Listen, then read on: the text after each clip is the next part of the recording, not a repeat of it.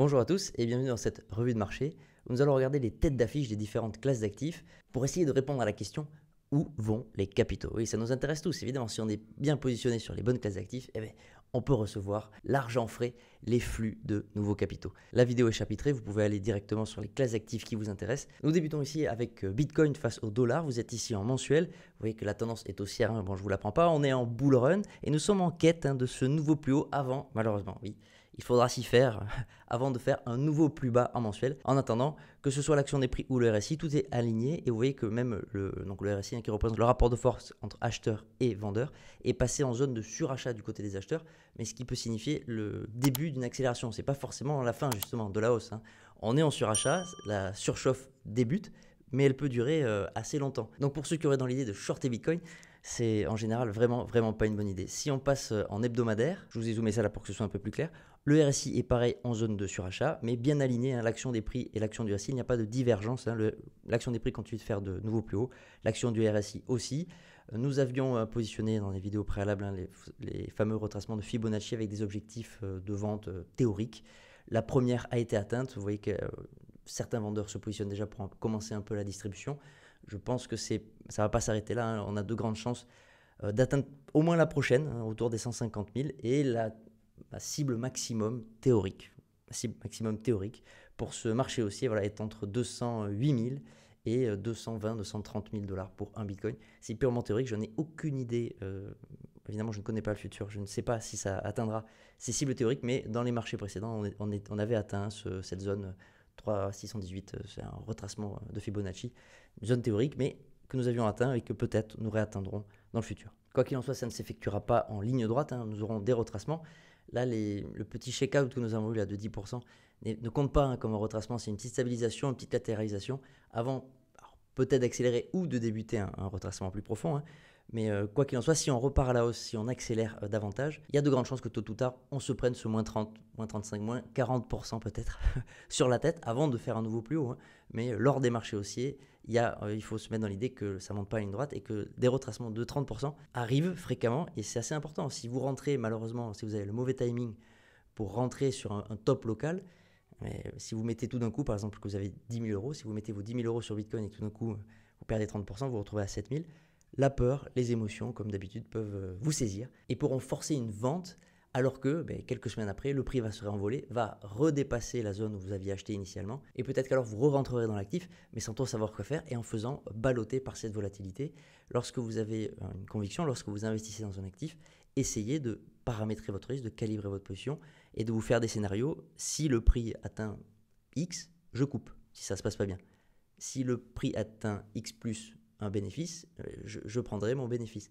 Mais faites-vous un plan avant d'investir, quelle que soit la somme d'ailleurs, à moins que vous vouliez jouer. Mais alors soyez conscient que vous jouez, comme au casino, vous n'êtes pas en train de trader ou de prendre des positions rationnelles, vous n'êtes pas en train d'agir rationnellement sur le marché. Passons à la Bitcoin dominance, on est en mensuel, toujours pareil pour voir l'image de fond.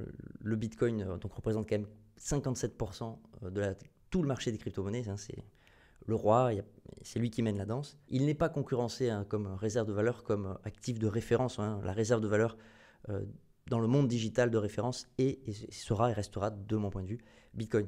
Mais dans le monde crypto, il y a tellement c'est trop général le terme crypto, il y a tout un tas de services qui sont en train de se développer, de services financiers bien sûr, et ils sont tellement différents les uns des autres, sans parler des arnaques, que c'est trop générique. Mais forcément, c'est en train de se multiplier, les offres légitimes sont en train de se multiplier, d'attirer aussi des capitaux.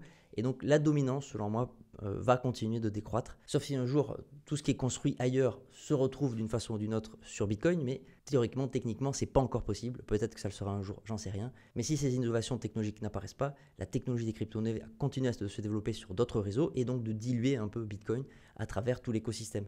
Et donc je pense que le plus probable, ce ne sont que des hypothèses, rappelez-vous, c'est que nous assistions, comme nous avons assisté aux deux des derniers marchés haussiers, à une redistribution des flux de capitaux de Bitcoin dans les alts. Et donc nous devrions voir cette dominance redescendre. Alors il y a déjà eu un beau rejet en mensuel. Si on passe en hebdomadaire pour essayer de voir un peu mieux, un peu plus précisément ce qui se passe, nous avions vu ensemble les divergences donc, entre l'action des prix et l'action du RSI. Je vous la remontre, l'action des prix avait fait de nouveaux plus hauts alors que l'action du RSI ne l'avait pas fait, alors sur quelques semaines et sur une plus longue échelle. Et vous voyez que cette divergence n'a pas été avalée et qu'elle a été confirmée, c'est-à-dire que les vendeurs ont gagné de la force par rapport aux acheteurs, hein, vendeurs de Bitcoin pour acheter des alt, et que nous avons déjà eu un premier retracement. Ici, ça pourrait être juste un retest avant de replonger vers le bas, avant de poursuivre ce transfert de liquidité de Bitcoin aux alt. Si ce n'est pas le cas, si c'est invalidé et que Bitcoin s'envole, nous le verrons. Il faudra recasser déjà cette... alors c'était une résistance devenue support qui n'a pas tenu très longtemps, qui s'est refait briser. Là, nous sommes sous résistance. L'action des prix est encore sous résistance. Ici, il devrait y avoir pas mal de vendeurs, pas mal de monde qui va se positionner pour redistribuer ces bitcoins en échangeant les cryptos de leur cœur. On voit que le RSI, lui, est vraiment sur la zone d'équilibre, difficile de savoir. On peut repartir à la hausse, c'est tout à fait possible que Bitcoin se remette à réattirer la plupart des capitaux, comme confirmer ce début de retournement. Passons au roi des altcoins, de mon point de vue, donc Ethereum, Ether face au dollar, nous sommes toujours en mensuel. Vous voyez ici que c'est une énorme tasse et anse, voilà, c'est une figure normalement de continuation de marché haussier, de tendance haussière, depuis le début, voilà, depuis 2016 là, sur ce graphique, on voit que la tendance long terme de TH face au dollar est haussière et nous consolidons sur résistance. Nous n'attendons plus que le réveil d'Ethereum qui est long, qui est très long. Je partage cette impatience, mais je pense que ça paiera. Lorsqu'on regarde le RSI, il est bien aligné en mensuel et lorsque nous passons en hebdomadaire, nous avions cassé à la baisse ce range que nous avions débuté en mars 2024 à la baisse avec un RSI qui était dominé du côté des vendeurs. Et vous voyez que non seulement on a réintégré le range, on est en train de retester la limite supérieure. Alors elle n'a pas cassé encore, mais lui, le RSI est passé du côté des acheteurs. Donc le rapport de force est du côté des acheteurs, rendant les probabilités que l'on casse à la hausse cette latéralisation des prix, selon moi, assez probable dans les semaines qui viennent. Allez, mouillons-nous dans les semaines qui viennent. Nous suivons également donc ce retour en force d'Ether tant attendu en le comparant face au BTC directement. Donc là, ici, c'est la paire ETH face à BTC. Vous êtes toujours en mensuel. On voit que Ethereum est encore dans une tendance haussière, même si ces derniers mois, il a déçu, il a clairement déçu, et qu'il est allé retester des supports que je pensais assez solides, mais qui, vous voyez, ont cassé à la baisse, même confirmé en mensuel. Le rapport de force au niveau du RSI est complètement dominé par les vendeurs. Et si on passe en hebdomadaire, pour essayer de repérer quelques signaux de retournement avant-gardistes, un peu précurseurs, nous avons, pour nous tenir chaud le soir, cette petite divergence, vous voyez, entre le RSI et l'action des prix. Toujours pareil, l'action des prix a fait de nouveaux plus bas, alors que l'action du RSI n'a pas fait de nouveaux plus bas. C'est-à-dire que les acheteurs gagnent du terrain par rapport aux vendeurs qui perdent un peu de la force, même si les vendeurs arrivent à faire de nouveaux plus bas sur l'action des prix. Ça peut être des signaux précoces de retournement de tendance. Évidemment, et je crois que je vais vous montrer un exemple plus tard, ces divergences peuvent être avalées. C'est-à-dire qu'on peut avoir aussi également des faux signaux sur ces divergences. On a l'impression que le rapport de force va changer et donc que la tendance va changer. Et finalement, dans ce cas-là, par exemple, si les vendeurs reprennent massivement la main et que l'action des prix fait de nouveau plus bas associé au RSI, cette divergence sera avalée. Et en général, c'est très, très violent. Mais là, pour le moment, voilà, selon moi, le plus probable, c'est quand même qu'on aille tôt ou tard réattaquer cette énorme ligne de tendance qui a été testée à de multiples reprises et qu'on est peut-être dans les semaines, mois qui viennent, un ETH qui surperforme de 20 à 30% par rapport au Bitcoin pour aller à minima retester cette zone. Alors si on refranchit mon support résistance bleue, là c'est pas encore fait, mais l'association de cette action des prix et du RSI semble tendre vers cette direction. Sortons un peu du marché crypto, vous êtes ici devant le dollar index, la reine des monnaies fiat, la monnaie de réserve mondiale. Vous êtes ici en trimestriel, c'est pour vous montrer vraiment la vue macroscopique. Vous voyez que sur le très long terme, nous étions en tendance baissière par rapport aux autres devises, par rapport à son panier de devises, et peut-être, nous allons changer de tendance, c'est-à-dire passer d'une tendance baissière à une tendance haussière. Alors pour cela, il faudrait casser cette ligne-là, il faudrait que l'index du dollar dépasse les 121, ce qu'il n'a pas fait. Mais là, si on va zoomer sur cette latéralisation des prix qui dure depuis quand même octobre 2022, donc ça fait plus de 2 ans que le prix du dollar latéralise. Et si je passe en mensuel, voilà, comme ça c'est mieux. Alors là, j'ai un peu zoomé, le début du graphique, du coup, là, maintenant débute en 2013. Vous voyez que nous sommes en train de réattaquer le sommet de ce range, mais qui n'est toujours pas cassé. Le RSI est dominé par les acheteurs, comme en trimestriel, j'ai oublié de le préciser, mais si vous pouvez regarder en arrière, vous verrez qu'il est dominé par les acheteurs. Et donc pour le moment, les deux scénarios les plus probables selon moi, soit la poursuite de la latéralisation, c'est possible que cette espèce de statu quo se poursuive, soit le dollar pourrait repartir à la hausse, ce qui signifierait que de nombreux capitaux étrangers se déversent dedans. C'est l'actif le plus liquide de la planète, et c'est là où il y a en gros le plus de milliards. Et donc si le dollar monte, c'est que vraiment beaucoup de personnes en achètent, et donc ça voudrait dire que sur des endroits du monde, je ne sais pas, par exemple en Europe, avec des gens qui possèdent une devise comme l'euro, ils vendraient leur devise massivement pour acheter du dollar, pour se protéger de, je ne sais pas, Ce n'est que des hypothèses, on cause pas, je fais des hypothèses. Les gens peuvent acheter du dollar pour acheter des actions américaines qui font partie évidemment des plus belles actions entreprises de la planète. En parlant d'entreprise, vous êtes donc ici sur le SP500, les 500 plus grandes entreprises du marché américain. Et je voulais vous remontrer quelque chose d'important. Si vous avez peur d'une crise, si vous avez peur d'un crack, c'est pas encore dans les graphes. Ça arrivera tôt ou tard, il y aura des retracements. En tout cas, le grand crack, la grande panique, elle n'est pas encore dans les graphes. Et je voulais vous remontrer en repartant de 2000. Par rapport au RSI, par rapport à l'action des prix. Vous voyez que ici, l'action des prix faisait de nouveaux plus hauts, alors que le RSI, lui, il n'arrêtait pas de faire de nouveaux plus bas. Ces fameuses divergences entre l'action des prix et l'action du RSI, vous voyez, se sont matérialisées pendant de nombreux mois. On est en mensuel, hein. Chaque bougie, c'est un mois. Pareil pour la crise de 2008. Vous voyez que, notamment ici, celle-là, elle est assez jolie. Entre cette pointe ici, et vous voyez que l'action des prix est là, et là l'action des prix fait un nouveau plus haut alors que l'action du RSI fait un nouveau plus bas, il y a une belle divergence en mensuel qui finalement, alors annoncé, ça aurait pu être un faux signal, hein, mais qui a annoncé, en tout cas qui mentionnait aux investisseurs, attention, il y a une perte de force entre les acheteurs et les vendeurs, il est en train de se passer quelque chose, et bon, on a eu le crack de 2008. Et toutes les accélérations à la baisse lors des cracks se sont passées lorsque le RSI, vous voyez, est parti du côté des vendeurs. Si je vous le mets, voilà, je dézoome un peu, il faut vraiment que le RSI soit complètement dominé par les vendeurs. Souvent, ça accélère à la baisse, la panique aidant, etc. On a une volatilité accrue, hein. On dit que les prix à la baisse prennent l'ascenseur, alors qu'à la hausse, ils prennent l'escalier. Ça prend beaucoup plus de temps de monter, hein. Les tendances haussières se construisent sur un temps plus long, de façon plus calme, alors que dans la panique, on prend l'ascenseur et on descend très vite au rez-de-chaussée. Et donc, depuis le bas de 2008-2009, hein, vous voyez, même le plus bas, on l'a même touché dans quelque part en mars 2009. Depuis cette date, le RSI a fait 3 faux signaux. Donc, en 2011, en 2020, et le dernier, on l'avait vécu ensemble en septembre 2022, en mensuel, pour dire attention, peut-être que nous allons avoir une accélération à la baisse, mais finalement, nous sommes dans un marché haussier, hein, qui n'a pas cessé, avec des retracements, des respirations, des latéralisations, mais il n'y a pas eu de nouveau grand crack. Et là, ce que je voulais vous montrer, c'est que si on zoome sur la période actuelle, alors ça paraît très vertical, ouais, ça paraît complètement dingue, mais regardez, l'action des prix fait de nouveau plus haut, l'action du RSI aussi, il n'y a aucune divergence. Là, de façon purement technique, c'est propre. De la même façon, sur le retracement précédent, autour de 2021, il y avait ces fameuses divergences. Alors, elles peuvent, peut-être qu'elles ne se matérialiseront pas, on peut avoir un retournement brutal qui ne prévient pas. Mais pour le moment, en tout cas, le graphe en mensuel nous explique, ça monte, ça se passe bien, et ça va continuer. Même si sur des échelles de temps plus courtes, on peut passer en semaine. Voici le même graphe en semaine, et vous voyez que par contre, ici, nous visualisons une divergence. L'action des prix n'arrête pas de faire de nouveaux plus hauts, alors que l'action du RSI, non. Alors souvenez-vous que cette divergence peut être avalée, c'est-à-dire que si le RSI finalement repart à la hausse, va dans la zone de surachat et dépasse le point précédent, il aura avalé cette divergence baissière.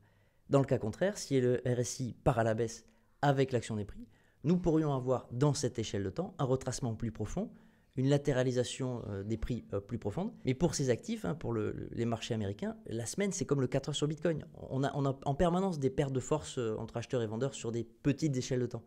Et la semaine pour le marché américain, c'est une petite échelle de temps. Donc là, nous pourrions peut-être assister dans les semaines, mois qui viennent, à un retracement un peu plus profond, à une latéralisation avant de reprendre la tendance de long terme, on va dire mensuelle ou trimestrielle, c'est-à-dire avant de repartir à la hausse et de découvrir de nouveaux plus hauts, même si on a l'impression que ça va craquer, qu'il va y avoir des guerres. Il y a beaucoup de bruit de marché, ou en tout cas il y a beaucoup de raisons fondamentales qui nous font penser que tout devrait cracher, mais pour l'instant ce n'est pas dans les graphes. Passons au pétrole face au dollar, hein, donc c'est le pétrole US. Vous voyez que à partir des années 2004-2005, on a connu une envolée et que finalement nous sommes dans une sorte de giga range entre 35 $ le baril et voilà, le top autour des 150 $ le baril.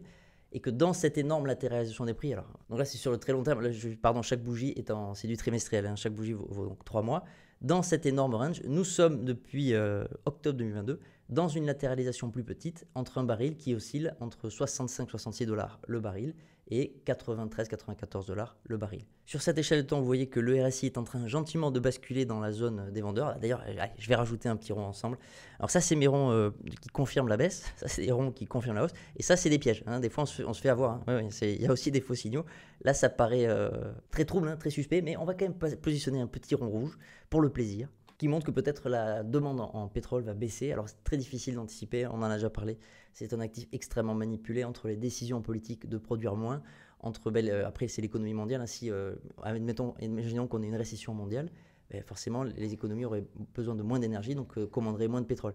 Mais si on réduit l'offre et qu'on a une demande constante, ou si l'offre est réduite plus que la demande, le prix du baril pourrait peut-être augmenter encore. Donc très difficile d'anticiper, il y a beaucoup de pièges, y compris dans l'analyse technique. Mais en tout cas, en trimestriel, en baissier, on va les regarder en mensuel. Nous sommes également passés du côté rouge, passés du côté vendeur. On travaille, on est sur le bas du range. Alors après, on fait un petit W. Alors le mois de décembre n'est pas clôturé, donc la dernière bougie, on ne peut pas vraiment la prendre en compte. Mais admettons qu'on clôture ici ou un peu plus haut, ça serait, on le voit ici, le petit W sur le RSI. C'est une action des prix qui peuvent être haussières, donc on pourrait peut-être espérer un rebond et continuer de latéraliser dans cet énorme range. En tout cas, mensuel, c'est toujours baissier. Et regardons en hebdomadaire juste pour le plaisir, mais je vous dis beaucoup trop de bruit de marché. L'hebdomadaire, c'est à dire comme l'heure sur Bitcoin, donc il y a tout un tas de faux signaux. Bon, le RSI, il y a une petite divergence. Vous voyez qu'on va dire que l'action des prix est à l'horizontale alors que l'action du RSI remonte un peu. Donc les acheteurs regagnent un peu de force par rapport aux vendeurs, mais passons à l'or. Nous voici donc sur l'or en trimestriel face au dollar. La flèche ici que vous voyez, c'est l'abandon du standard or par Nixon en 1971. Et l'action des prix que vous voyez n'est pas le fait que l'or rapporte ou que l'or s'est mis tout d'un coup à valoir plus. C'est que le monnaie fiat, la façon dont nous évaluons le prix de l'or, l'outil de mesure, l'outil monétaire fiat a été dévalué, a perdu son pouvoir d'achat et l'or signe magnifiquement cette perte de pouvoir d'achat de 1 $. Nous n'avons pas accès aux mêmes biens et un service avec 1 $ contemporain qu'avec 1 $ en 1971 par exemple. Autre point que je voulais vous montrer sur ces fameuses divergences et sur l'action des prix qui est assez intéressante. Nous sommes ici donc en trimestriel et c'est ce que je voulais vous montrer. Vous voyez que ici nous avons fait, si on zoome, un tout petit plus haut. Mais on va dire que l'action des prix ici était horizontale alors que le RSI avait fait un plus bas. Il y avait donc une divergence entre l'action des prix et l'action du RSI, mais une divergence en faveur des vendeurs. Alors que la tendance était haussière, ça signifiait qu'on allait peut-être avoir un retracement, avoir un retournement de tendance. Alors les vendeurs effectivement ont regagné de la force les 2 trimestres suivants. Cependant, non seulement on n'est pas allé même tester la zone d'équilibre entre acheteurs et vendeurs, mais en plus cette divergence a été avalée. Et vous voyez que l'action des prix s'est retournée et a fait de nouveaux plus hauts associés à de nouveaux plus hauts du RSI. Et ça, c'est souvent ce que je vous dis, c'est extrêmement violent. Lorsque une divergence est avalée, parce que ça veut dire quelque part une divergence, c'est que des vendeurs se sont positionnés pour essayer de repousser le prix, pour vendre, pour repousser le prix vers le bas. Et en fait, ils se refont dépasser. Et donc souvent, lorsqu'on short, on vend à découvert, ils sont obligés de racheter leur position. Donc non seulement il y a la force des acheteurs qui achètent réellement le prix et qui poussent vers l'eau, mais en plus il y a la force des shorteurs qui se sont trompés, qui sont obligés de racheter leur position. Et donc ça fait effet boule de neige, et souvent ça peut expliquer pourquoi on a eu ces derniers trimestres plutôt verticaux sur l'or, même si ça pourrait durer longtemps. Ce que je voulais vous montrer aussi, c'est que nous venons de passer donc en trimestriel en surachat, et regardez la dernière fois que ça s'est produit, c'était en 2005, et alors on est sorti du surachat en 2013. 8 ans. 8 ans de surachat sur l'or.